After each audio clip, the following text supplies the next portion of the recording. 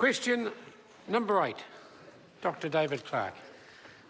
Mr. Speaker, my question is to the Minister of Trade and asks, on what date was he or his office first informed of the possible trade retaliation that triggered engagement at various levels of government with China, and when was the Prime Minister, his office and the Department of Prime Minister and Cabinet first informed? Mr. Speaker. The Honourable Todd McLean. Mr. Speaker, as I've already said publicly, I first learnt of concerns and allegations in late May. DPMC was copied into some reports subsequently that related to this issue. On the 15th of July, the Prime Minister's office was made aware of issues to be raised in a media story that weekend, and the Prime Minister was briefed on a possible specific company concern or threat on the 18th of July in Jakarta.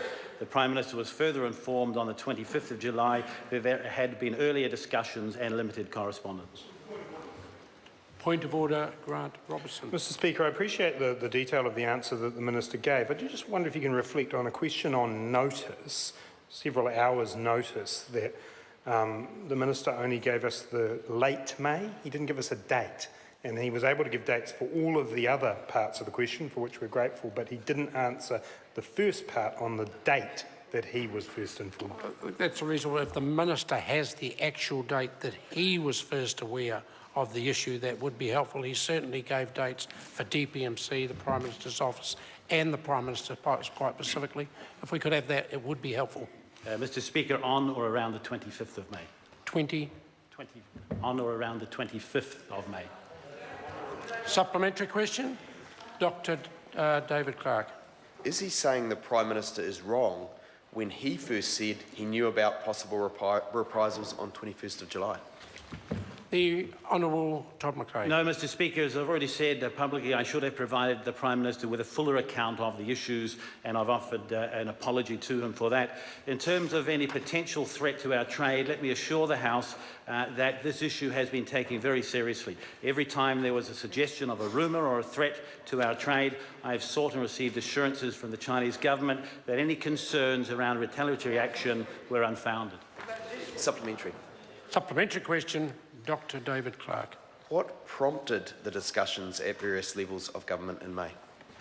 Mr. Speaker.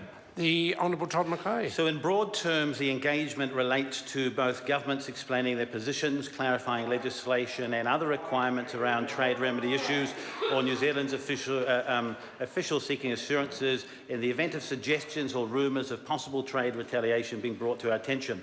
However, Mr. Speaker, there are limits in what detail I can provide given the legislative constraints around the reporting of competition complaints that are not yet under investigation.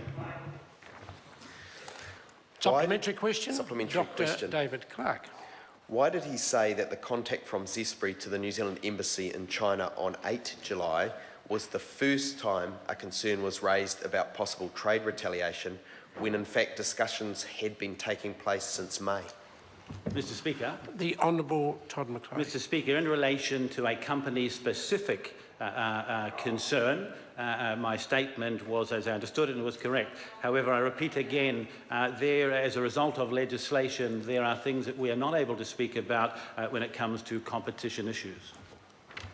Supplementary. Supplementary question, Dr. David Clark.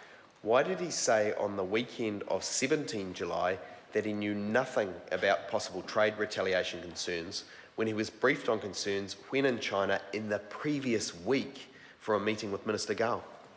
Mr. Speaker. The Honourable Todd McLean. Mr. Speaker, in respect of that, I accept I should have sought a fuller briefing and provided additional information to the Prime Minister, and I've apologised to him for that. Why? Question number 9, Melissa Lee.